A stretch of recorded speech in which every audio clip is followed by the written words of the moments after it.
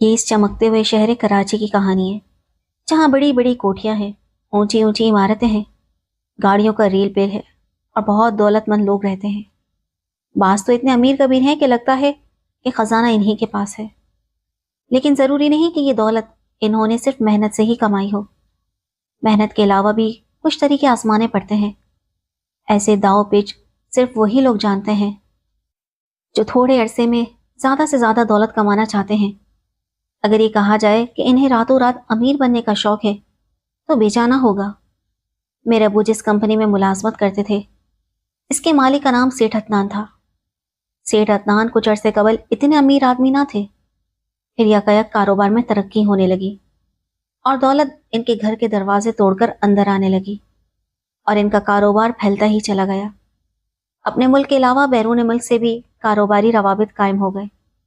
ایک بار انہیں کاروبار میں غیر معمولی منافع ہوا تو سیٹھ عدنان نے ایک بڑی دعوت کا اہتمام کیا۔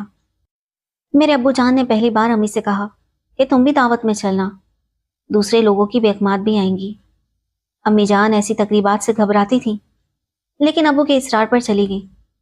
دعوت میں ابو نے سیٹھ صاحب سے امی کا تعارف کروایا۔ امی ایف اے پاس اور بہت خوبصورت خاتون تھی، مگر زیادہ فیشن نہیں کیا کرتی تھی۔ سیٹھ صاحب کو ان کی سادگی بہت پسند آئی۔ دعوت کے چند دن بعد وہ ہمارے گھر تشریف لائے۔ امی جان اور میرے لیے کچھ تحفے بھی لائے، جنہیں ہم نے خوشی سے قبول کیا۔ ابو جان نے ان کی اس عنایت کو اپنی عزت افزائی خیال کیا اور بہت خوش ہوئے کہ سیٹھ صاحب نے ان کے گھر آ کر ان کی شان بڑھائی۔ اس کے بعد بھی سیٹھ صاحب ہفتے عشرے میں ایک بار ہمارے گھر آنے لگے۔ وہ امی جان کو بھابھی کہتے اور میرے لیے ٹافیاں اور کھلونے ضرور لاتے۔ ایک روز سیٹھ صاحب ہمارے گھر آئے اور کہنے لگے، میاں ہم آپ کے لیے خوشخبری لائے ہیں۔ پھر جو خوشخبری انہوں نے ابو جان کو سنائی تو اسے سن کر ابو خوش بھی ہوئے اور فکر مند بھی۔ خوش اس لیے کہ کمپنی نے ان کا عہدہ اور تنخواہ بڑھا دی تھی، فکر مند اس لیے کہ اس پوسٹ پر انہیں امریکہ جانا تھا۔ سیٹھ صاحب جنہیں میں انکل کہتی تھی، ابو جان کو تسلی دی اور کہا، تمہارے امریکہ سیٹل ہو جانے کے بعد میں تمہاری بیوی اور بیٹی کو بھی تمہارے پاس بھجوانے کا انتظام کر دوں گا۔ اس موقع کو ہاتھ سے مت جانے دو۔ ابو نے ان کا مشورہ مان لیا اور امریکہ جانے کی تیاری شروع کر دی۔ ابو کے امریکہ جانے کے بعد گھر میں ایک طرف اداسی چھا گئی تو دوسری جانب خوشحالی بھی آ گئی تھی، کیونکہ وہ ہر ماہ ہمیں کافی رقم بھجوانے لگے تھے۔ ابو جان کی غیر موجودگی میں انکل ہمارے گھر وقتاً فوقتاً آتے، خیریت دریافت کرتے، اکثر بہت سی اشیاء ضرورت بھی دے جاتے۔ امی جان ان کے ساتھ تھوڑی دیر ڈرائنگ روم میں جا کر بیٹھ جاتی، چائے وغیرہ دیتی، مگر ان کے چہرے سے یہی ظاہر ہوتا تھا کہ جیسے وہ بادل نخواستہ مہمانداری کا یہ فریضہ نبھانے پر مجبور ہوں۔ سیٹھ صاحب کے گھر آنے سے انہیں بالکل خوشی نہیں ہوتی تھی۔ میں ان دنوں کافی چھوٹی تھی، نہیں جانتی تھی کہ سیٹھ صاحب امی جان سے کس قسم کی باتیں کرتے ہیں۔ کبھی کبھی مجھ کو ایسا محسوس ہوتا تھا کہ ان کی باتوں سے امی کو غصہ آ جاتا ہے، مگر وہ ضبط کر لیتی تھی۔ 2 سال بعد ابو امریکہ سے پاکستان واپس آئے، وہ بھی چھٹی پر۔ انہوں نے سیٹھ صاحب سے کہا، میں گھر سے دور اداس رہتا ہوں، آپ مجھ کو واپس وطن بلوائیے۔ سیٹھ صاحب نہیں چاہتے تھے کہ اتنا قابل آدمی وہ پوسٹ چھوڑ کر امریکہ سے واپس آئے، لیکن بہت اصرار کرنے پر آخرکار سیٹھ صاحب کو ابو جان کی بات ماننی پڑی۔ انہوں نے ابو کو وطن تو بلا لیا، لیکن کراچی میں جگہ نہ دی، بلکہ پشاور اپنی کمپنی میں بھجوا دیا کہ کچھ عرصے وہاں رہو، پھر کراچی بلا لوں گا۔ امریکہ سے پشاور پھر بھی بہتر تھا، ابو ملازمت نہ چھوڑ سکتے تھے، لہٰذا پشاور جا کر اپنی ڈیوٹی سنبھال لی۔ انہیں وہاں گئے 3 ماہ ہوئے تھے کہ ہمیں گھر پر اطلاع ملی کہ ابو کا پشاور میں ایکسیڈنٹ ہو گیا ہے اور وہ وفات پا گئے ہیں۔ اس جان کا صدمے سے امی جان کی حالت بگڑ گئی۔ اگر انکل عدنان سیٹھ صاحب امی کو سہارا نہ دیتے اور کافی عرصے تک اسپتال میں ان کا علاج نہ کرواتے تو امی یقیناً اس صدمے سے جان بھر نہ ہو سکتی، مگر یہ انکل کی مہربانیاں تھیں کہ وہ یہ صدمہ برداشت کر گئی۔ ابو کو فوت ہوئے 2 سال بیت گئے۔ انکل نے نہ ہم سے کمپنی کی طرف سے دیا ہوا مکان خالی کرایا اور نہ ہی کوئی نوٹس دیا۔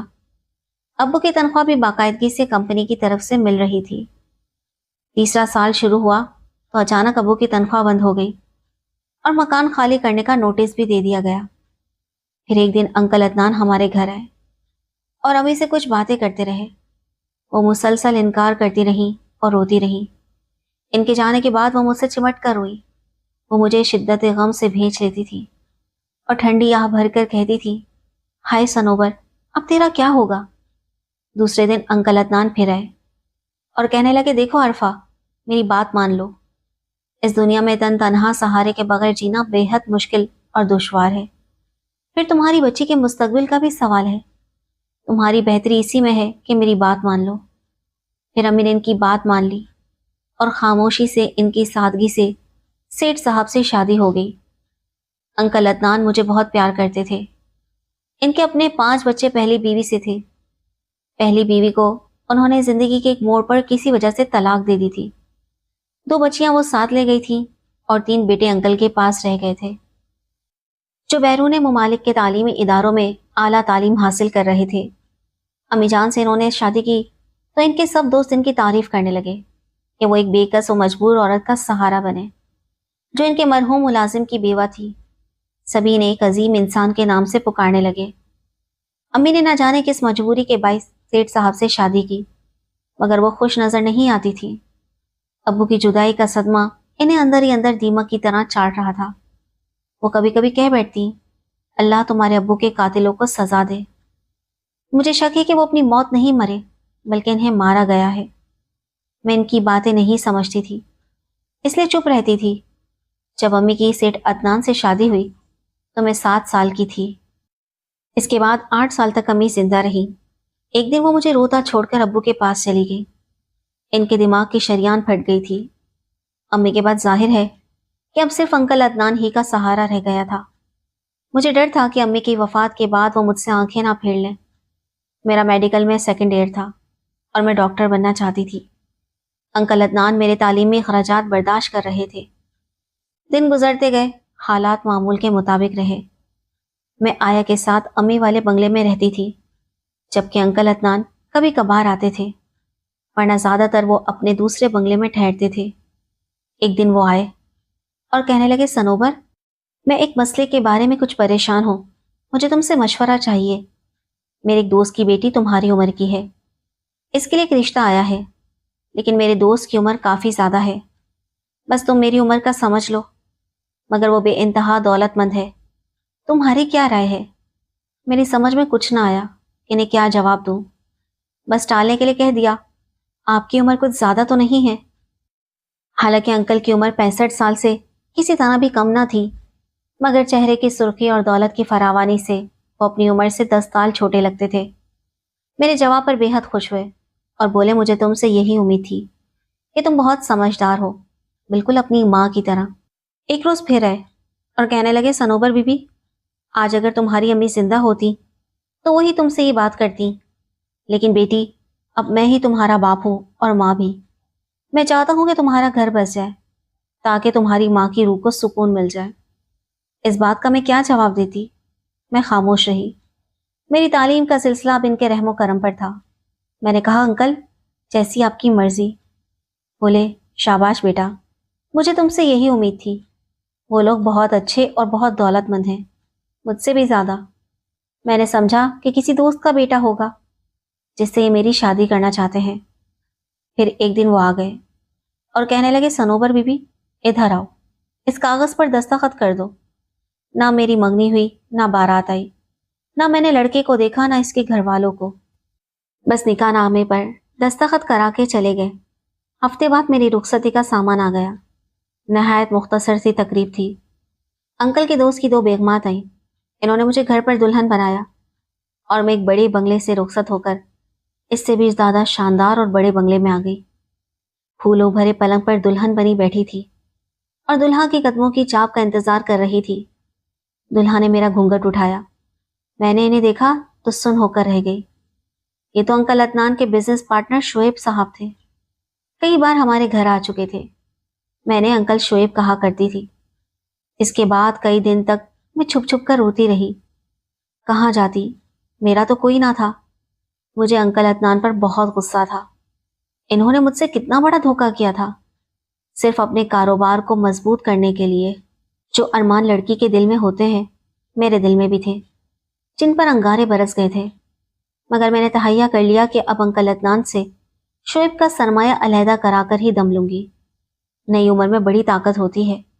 میں نے پیار و محبت میں مبتلا کر کے رفتہ رفتہ شعیب کے دل پر قبضہ کر لیا اور کافی سرمایہ اپنے نام کرا لیا۔ اس کے بعد ان کے کان بھرنے شروع کر دیے انکل عدنان کے خلاف۔ مگر شعیب بڑا کامیاب بزنس مین تھا، اپنی زندگی میں عدنان سے علیحدہ نہ ہوا۔ البتہ ان کی وفات کے بعد میں نے ان کا سرمایہ انکل عدنان کے کاروبار سے الگ کرنے کی ٹھان لی۔ مجھے علم نہیں تھا کہ شعیب کی پہلی بیوی اور بچے بھی ہیں، اور کہاں ہیں۔ مجھے تو انہوں نے ایک علیحدہ گھر میں رکھا ہوا تھا۔ ان کی وفات کے بعد وہ لوگ امریکہ سے آ گئے۔ آتے ہی انہوں نے کاروبار سنبھال لیا، روپیہ پیسہ جائیداد سب کچھ۔ البتہ جو بنگلہ رقم اور زیورات شعیب میرے نام کر گئے تھے وہ مجھے قانونی طور پر مل گئے۔ اس میں بھی سیٹھ عدنان نے ہی میری مدد کی، ورنہ شعیب کی بیوی اور بچے تو مجھے پھوٹی کوڑی بھی نہ لینے دیتے۔ شعیب کو فوت ہوئے 6 سال گزر چکے ہیں، مگر میں نے پھر شادی نہیں کی۔ میری روح بے سکون اور بے چین ہو گئی ہے، آوارہ پتے کی طرح کبھی ادھر کبھی ادھر ڈولتی پھرتی ہے۔ گھنٹوں سڑکوں پر کار دوڑاتی ہوں کہ شاید کہیں تو سکون ملے۔